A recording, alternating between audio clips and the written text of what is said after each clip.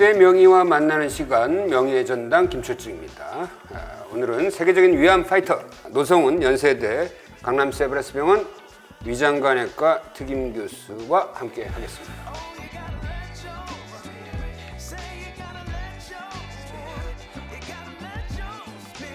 교수님 안녕하십니까? 안녕하세요. 반갑습니다. 자, 명실상부한 위암 수술의 대가신데요. 위암 수술을 몇 건 정도?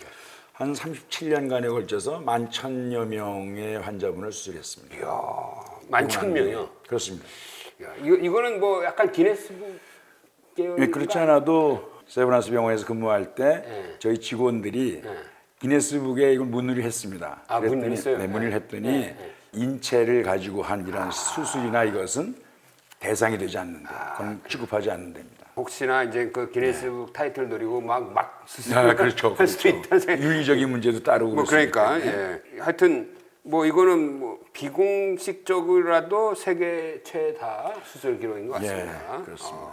자, 이 위암 수술계의 대가로서 이제 등장하기 시작한 게 수술용 칼을 안 쓰기 시작하면서 그렇습니다. 그게 그게 1989년이거든요. 와, 벌써? 그 당시에 모든 이제 그 개복 수술은 네. 칼이나 가위를 가지고 조직을 이제 자르고 박리한다고 그러죠.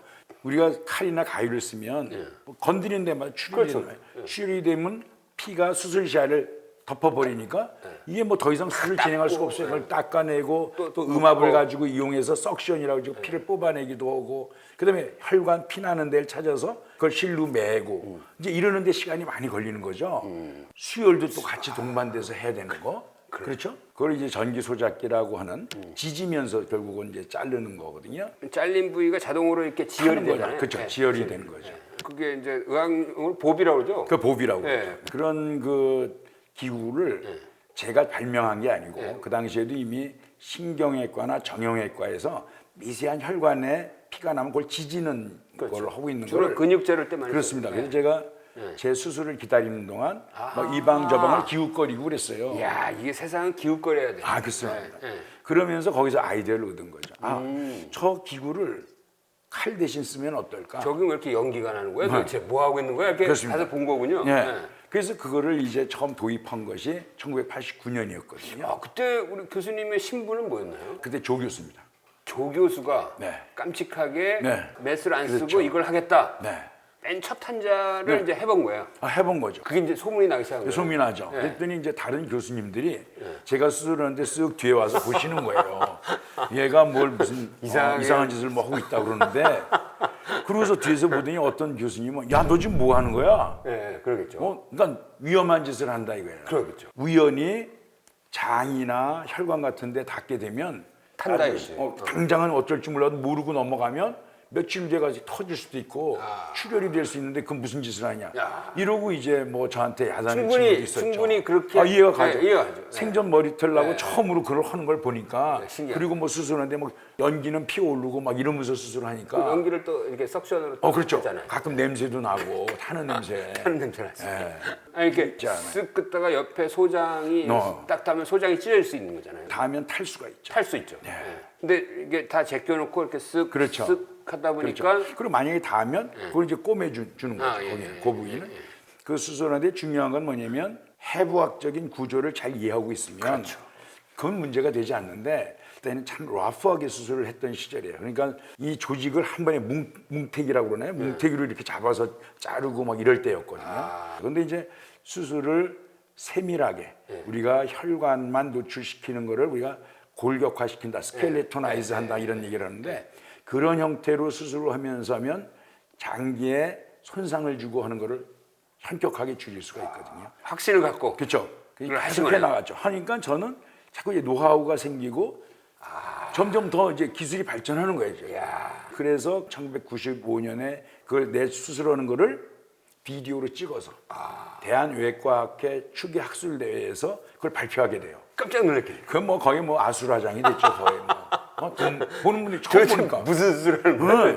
어떻게 보면 큰 충격을 줬고 그리고 이제 1996년 그 다음에 그러니까 저는 실력이 점점 늘 거 아니에요. 계속 해나가니까 그 비디오를 췌장의 아래쪽과 췌장의 위쪽에 소위 림프절을 제거하는 보비를 가지고 하는 거를 비디오로 찍어서 그리스에 아테네에서 열린 세계 소화기외과 학회에서 발표를 하게 돼요.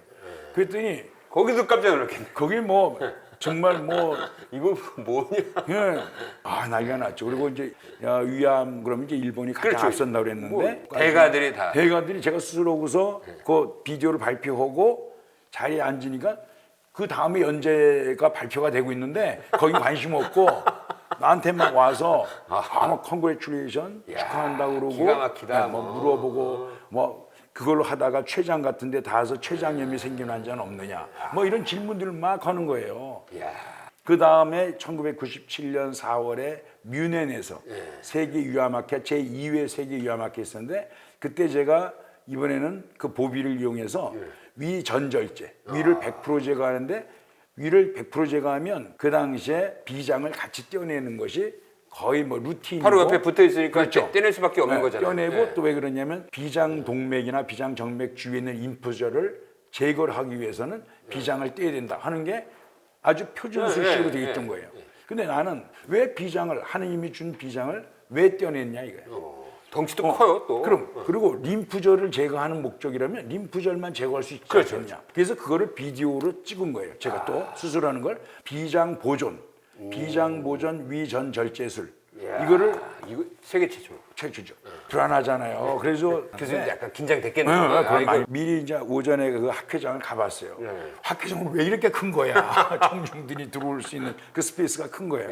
근데 가보니까 뭐 별로 청중이 별로 많지 않더라고요. 그래서 이렇게 해서 얼렁뚱땅 넘어가면 되겠구나.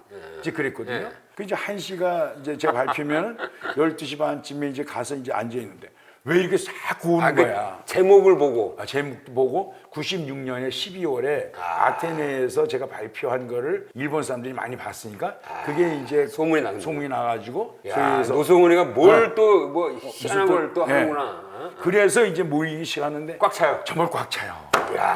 그리고 기타지마 선생님이라고 제가 존경하는 분인데 나중에 게이오 대학의 학장, 병원장 하셨고 자기 밑에 있는 휘하에 있는 교수들을 다 몰고 그다음에 조교들 몰고 한 15명, 20명이 한 번에 단체 입장을 하고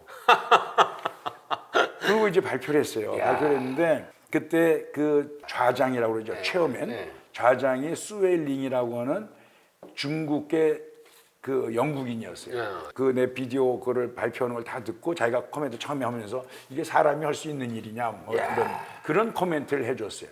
정말 그 좀 뭐 가슴이 확 와닿죠. 박수 나오고 그다음에 뭐 그래서 이제 그 두 번의 국제학회가 저를 어떻게 보면 세계 무대에서 위암의 이제 수술에 아주 어떤 창의적이고 좀 도전적이고 뭐 새로운 거 이렇게 된 거죠. 지금 일본도 비장 이제 안 떼요? 지금 안 떼죠. 이제는 거의 이제 표준 수식이 됐습니다. 또 이거. 이제 전 세계에 그렇죠. 이제 위장 전체를 잘라낼 때도 비장은 안 떼는 거예요. 그러니까 일본 사람들이 한 10여 년에 걸쳐서 임상 시험을 해서 결과를 에너지 오브 서저리라고 하는 좋은 잡지에 냈는데 비장을 제거할 필요가 없다. 2010년 중반에 결과가 나왔습니다. 일본 사람들도 참 대단한 속으로 좀 의심한 그렇죠. 거예요. 그래서 의심한 거죠. 이 비장을 살려놔서 전체적인 조혈 작용이나 뭐 면역 작용 이런 것들이 암 환자들한테는 소중한 건데 당연하죠. 다 유지가 된 거잖아요. 그러니까 실제로 뭐 재발률하고를 떠나서 생존 자체가 훨씬 더 유익했을 거라고 생각이 들어요. 비장이 결국은 면역 기능과 연관되잖아요. 그래서 이걸 제거한 그룹이 뭐냐? 인펙션도 높아지네. 감염이 복강 내 감염도 높아지고 이것이 생존율과도 연관이 된다. 사람들이 잘 모르는데 비장 때리기 간단치 않아요. 간단치 않죠. 이만한 그러면 어디 쪽이야? 이쪽이요. 왼쪽이죠. 왼쪽. 이만한 떼는 거니까요. 자, 그럼 다시 그 전기 수작 보비 얘기로 돌아가서 기존에 그냥 칼로 하고 막 결찰하고 이런 상황에서는 보통 위장을 3분의 2 정도 떼내는 수술이 가장 많이 흔하게 했잖아요. 그렇죠. 그때 시간이 몇 시간 걸렸는데 이렇게 넘어와서 몇 시간 할 수 있나요? 일본이 제일 수술이 이제 앞섰다고 그랬는데 당시에는 뭐 일본이 너댓 시간. 근데 저희가 이제 하게 되면 처음에는 한 2시간 반 그러다가 거의 2시간으로 이렇게 줄었죠. 아니 그러니까 네다섯 시간 걸리던 수술이 절반으로 줄어. 절반으로 줄었죠. 물론 이제 그거는 변기 소작기가 가장 큰 역할을 하지만 중요한 거는 이제 경험이 쌓이다 보니까 우리가 해부학적 구조를 그렇죠, 잘 이해하니까 딱 보고 어디로 이렇게 쓱 그렇죠. 쓱 하고 이렇게. 네. 야, 재밌습니다. 일본 사람들이 깜짝 놀랐겠어요. 이걸 2시간 만에 한단 말이야? 그렇죠. 뭐 이렇게 보러 오지 않았나요? 많이 왔죠. 그렇죠. 제일 먼저 왔던 친구는 1996년에 아데네에서 제가 12월에 네. 발표를 하고 97년 1월 한 달 만에 야스유키 세토라고 하는 지금은 동경대학의 주임 교수예요. 이 친구가 내가 직접 가서 한번 봐도 되겠냐고요. 성질 급하죠. 자존심 버리고 온 거예요. 온 거예요. 왔어요. 네. 그래가지고 한 달 만에 1월 달에 와서 수술 4개를 보고 그러고서 돌아갔어요. 그리고 이제 이 사람이 가서 한국에 가서 보니까 닥터노가 보여줬던 비디오가 실제더라. 거기다 뭘 봤냐? 와서 입원해 있는 환자들 이제 회진하는 걸 같이 돌아본 거예요. 그랬더니 수술하고 이틀 만인데 뭐 환자는 멀쩡하고 코에 줄도 없고 막 돌아다니고 하는 걸 보더니 이 사람들이 완전히 까무러치는 거죠. 까무러치고. 그래서 그러니까 샤킹했다. 꼬리 내리고 이제. 그럼 일본도 지금 다 보비로. 그렇죠. 안 쓰는 사람 없죠 지금은. 이제는 다 쓰죠. 전 세계적으로. 안 쓰는 사람은 없죠. 그때 교수님이 그 위암 제거용 칼을 하나 개발을 했어요. 그 보비를 개발해가지고. 그게 좀 후회가 돼요. 그랬으면 지금 제가 이 자리에 있지 않아요. 그러니까 지금 위암에서만뿐만 아니고 뭐 대장이나 배복할 때 다 쓴 거예요 지금. 그럼 이제는 그럼 대장암 수술할 때도 그러니까 위암에서 제가 쓰는 거를 보고 다른 데서도 개복하고서 우리 병원에서 이제 그걸 쓰기 시작한 거고 학회에서 그걸 한 걸 보고 다 위암뿐만 아니고 그럼 위암뿐만 아니라 모든 복강 안에서 벌어지는 수술을 이제는 다 전기 소작기로 쓰는 거예요. 그렇죠. 그러니까 대한외과학회에서 95년에 발표했을 때 그때는 우리가 서브 스페셜이 이렇게 그렇게 나눠져 있지 않고 돼 있지 않았을 대장암 하시는 분들도 듣고 와서 보고 뭐 간하는 사람들도 와서 보고 그럴 때거든요. 그럼 간도 이제는 그러면 다. 그렇죠. 이제 그 개복하고 하면 보비라고 하는 건 이제 필수가 됐죠. 이거 완전히 그냥 역사를 바꾼 거네요. 완전히. 이건 동상을 하나 차려야 될 것 같아요. 이 보비 들고 있는 사진 하나 딱 동상으로 해야 될 것 같습니다. 그래서 우리 간호사들이 제가 은퇴하고 뭐 일만예 하고 이랬을 때 뭐 조그만 거 이렇게 선물 같은 거 하는데 수술복 입고 내 모습으로 오고 보비 든 거. 그거 제 방에 있습니다. 근데 왜 그 외과 의사들이 칼잡이라고 그러는 거예요? 칼 안 쓰고 다 지금 보비잽이라고 하는 게 보비잽인데 그 좀. 아니 맨 처음에 시작할 때는 칼을 쓰니까. 그렇죠. 배울 때는 칼을 쓰니까. 이게 수술 시간을 줄여준다는 거는 환자한테 엄청난 이득이잖아요. 그렇죠. 배를 열어놓고 이 공기에 노출되면 장 마비가 와서 장 회복이 되는데 또 시간이 많이 걸리거든요. 그리고 폐합병증, 여기서 무기폐라든지 폐염이라든지 이런 빈도도 훨씬 높아지죠. 그다음에 이 공기에 떠다니는 세균이 들어가는 당연히 그렇죠. 확률이 높으니까 감염의 우려가 높아지는 거죠. 그다음에 우리 실을 쓰잖아요. 꿈에는 실. 그건 이물질이잖아요. 그렇죠. 그거로 인해서 감염의 찬스는 더 높아지겠죠. 그러네요. 그런 것들을 줄이니까 결국은 이 수술 시간이 짧다고 하는 건 마취 시간도 짧은 거고 이거는 환자의 회복에 도움이 되죠. 단순한 혁신이 아니라 이거 어마어마한 일을 하신 거네요. 어마어마한 일을 하신 거야. 90년대 이때 입원 기간이 한 열흘 정도 됐었어요. 수술하고 열흘에서 2주 사이. 일본은 3주에서 4주. 그러니까 일본 사람들이 와서 제 수술하는 것도 보고 입원하는 환자들 보고서 샤킹한 거는 입원 기간이 반도 안 되는 거예요. 뭐 환자들이 뭐 생글생글 웃으면서 뭐 운동하니까. 수술을 좀 편하게 해준 걸로 끝난 게 아니라 이거 완전히 수술 전반을 바꿔버린 거네. 그렇죠. 파라다임을 바꾼 거죠. 야, 다른 과에서 뭐 하는지 한번 기웃거린 게 그냥. 그게 컸죠. 그러니까 이 방 가서 보고 저 방 가서 보고. 기웃거려야 돼요, 확실히. 맞습니다. 그리고 제가 종양내과 교수들하고 같이 협력을 해서 임상시험으로 한 게 클래식 임상이라는 걸 한 거였어요. 진행성 위암에서 항암제를 쓰는데 항암제가 정말 도움이 되느냐? 그래서 일본에서는 항암제를 쓰지 않았었어요. 도움이 되지 않는다 이렇게 해서. 그리고 미국이나 유럽에서는 항암제를 루틴으로 썼고. 그래서 우리가 한국, 대만, 중국 1000여 명의 환자를 모집을 해서 한쪽은 D2라고 하는 위암 수술 한 거고 여기는 D2라는 수술 플러스 먹는 항암제와 주사제하고 이걸 써서 비교를 했어요. 항암제를 쓰는 환자들이 생존율이 15 내지 20% 올라간다. 향상되는 거예요. 그래서 2기 이상의 진행된 이 위암에서는 수술 후 약제 2개를 그렇죠. 항암치료 써라. 해야 더 오래 살더라. 그렇죠. 변수식이다. 이것도 엄청난 건데. 엄청난 거죠. 네? 아니 세계 치료 기준을 바꿔버린 거죠. 바꾼 거죠. 항일 운동. 뜻하지 의료계 항일 투사인데요. 다 일본 이겨버린. 이순신인데 이순신.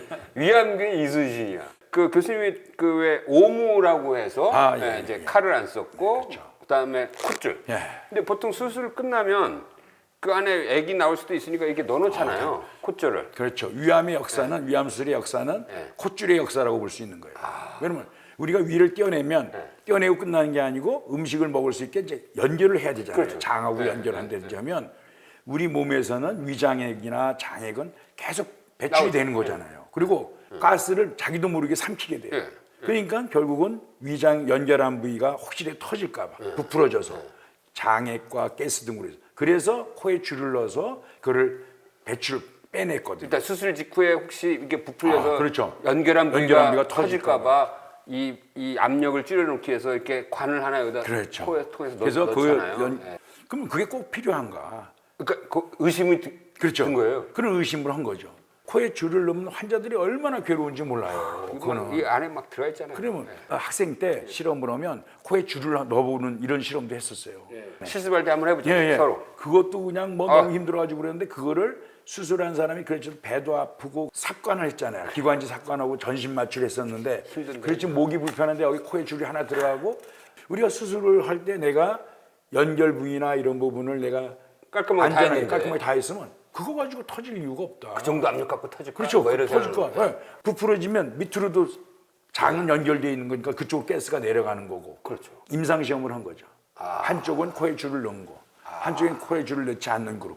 그래가지고 한 200여 명, 300명을 해가지고 해봤어요. 했더니 아무 차이가 없죠. 그럼 환자는 너무나 편하죠. 그러니까 뭐 회복률이나 그렇죠. 뭐 이렇게 터지는 비율 이런 것도 전혀 차이가 없는 거예요. 전혀 차이가 없죠. 오히려 삶의 질이 훨씬 낫죠, 당연히. 그래서 2000년대 그때부터 저희는 코에 줄이 없는 겁니다. 그리고 이걸 학회에서 또 발표하셨겠네. 발표했죠.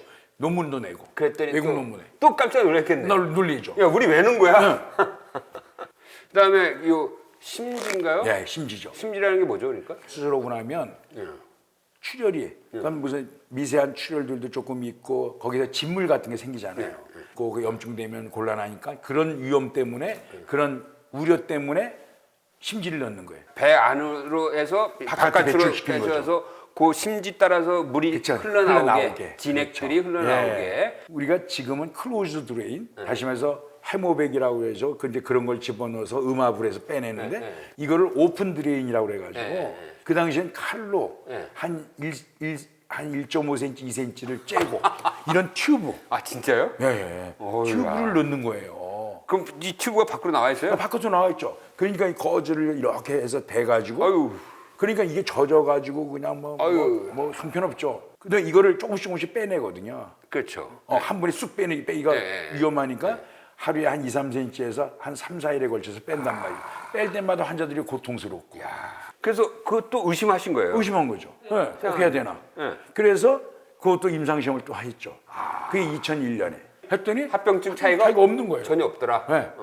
그래서 그다음부터 안 넣은 거죠. 야, 근데 제일 큰 합병증이 이 복강에 쌓여가지고 요새는 복막염일 가능성이 그렇죠. 제일 무서운 거잖아요. 그 무서운 거죠. 근데 이제 우리가 거기에 대한 대비책이 있는 게 뭐냐면 이제는 진단술이 점점 좋아지는 거예요. 초음파 만약에 쌓이면 그 찔러서 튜브를 빼겠다. 빼는 거죠. 그런 그 뒤에 백그라운드를 가지고 있기 때문에 별로 이제 과감하게 어렵진 해보는 않은 거죠. 야, 이것도 일본 사람, 일본 놀라죠. 의사들이 그렇죠. 놀랐을 것 같은데. 놀라죠. 이거 왜 그거 없냐? 그렇죠. 그랬더니, 콧줄 없고 심정 넣고 보비 가지고 수술하고 수술 시간 단축시키고 이런 것들이 모두 쇼킹한 거죠. 그럼 요새 우리나라에서는 안 하나요? 지금은 저도 클로즈 드레인을 해요. 막 이렇게 돌아다닐 수 있는 그러면. 거죠. 복대 메고 이렇게 다니는 거죠. 오무가 이제 콧줄 안 넣고 그다음에 이 심지 안 넣고 그다음에 수혈하지 않고. 수혈을. 그때만 해도 수혈 많이 했네. 위암 개복 수술하고 수술하면 대개 한 30, 40% 혹은 심지어는 50%의 환자에서 많이 했어요, 수혈을. 지금 뭐 5%도 안 될 거예요. 아, 그래요? 그리고 이제 저희가 원래 이제 수술을 하면 상처를 그 그레이트 서전은 쫙 한 칼에 해가지고 배를 확 열어놓고 수술한다 이랬거든요. 지금 생각하면 무식했네요. 무식하죠.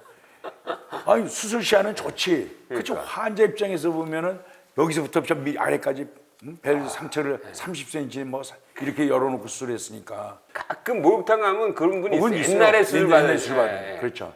그거를 15cm 이하로, 뭐 13cm, 14cm. 배꼽 주위부터는 상처가 없는 거예요. 배꼽 위에까지만 그렇죠. 짠 거예요. 네, 배꼽을 아래 내려가면 합병증도 높아져요. 그거에 따라서.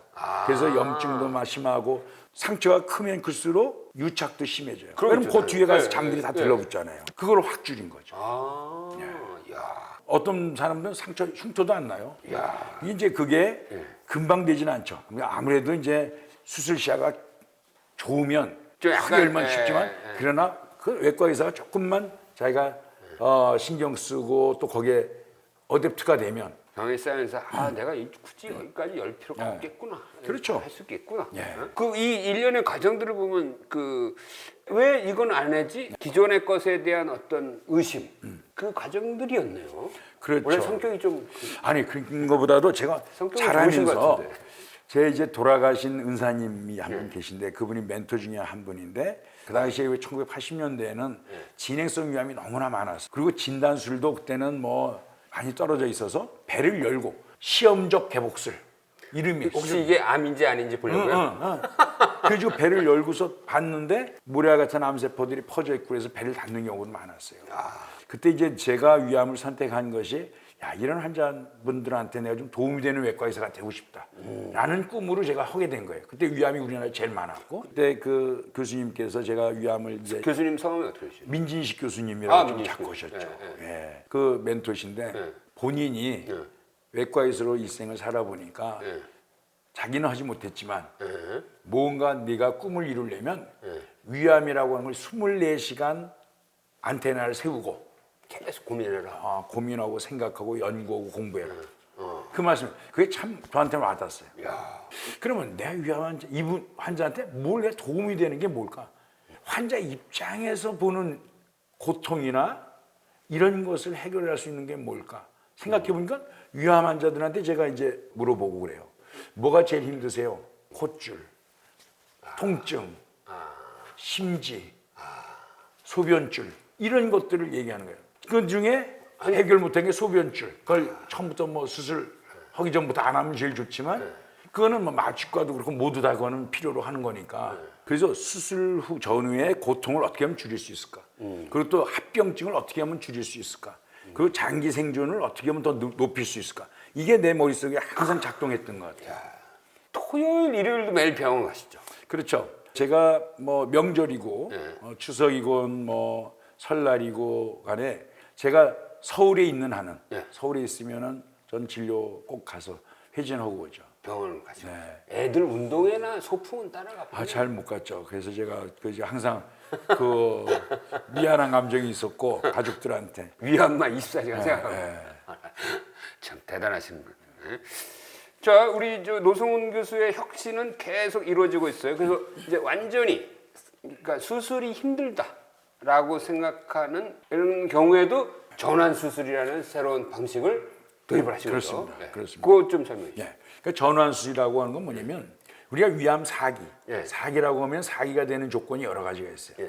위암이 간에 전이가 돼 있다, 폐로 전이가 다른 있다. 장기로. 다른 장기. 그런 게 이제 사기죠. 사기죠. 또 복막에 전이가 가 있다, 복수가 찼다.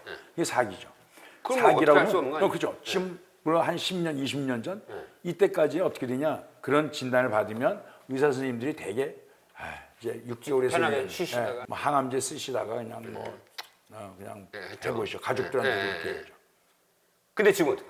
지금도 많은 의사분들이 이제 또 그렇게 생각을 가지고 있는 분들 많아요. 그렇지만 그 20년 전에보다 약제가 많이 발전했어요. 항암제도 발전했고 또 표적 치료제, 뭐 면역 관문 억제제라고 하는 면역 치료제도 이런 것들이 발전하면서 치료의 효과가 많이 좋아졌어요. 그래서 이런 환자들에서 치료를 하면 사기암 환자 중에 한 30-40%에서는 전이 된 병비소가 없어져요. 없어지면 확 줄어들어요. 그럼 그런 환자들에서 수술을 해요. 수술 불가능했던 환자를 약제를 통해서 수술 가능한 환자로 바꿔서 수술하는 거예요. 그걸 그 전환수술. 원발 그 수술에 암은 계속 있는 거고. 있는 거죠. 근데 줄어들긴 줄어들어요. 그렇지만 그걸 임파선하고 여기는 암이 남아 있을 수 있기 때문에 그걸 같이 제거하는 거죠. 이야, 아니 3, 40%이면 엄청 많은 거죠. 많은 거죠. 사기암 환자 중에. 그 사람들을 생명이 살리는 거잖아요. 그렇죠. 예.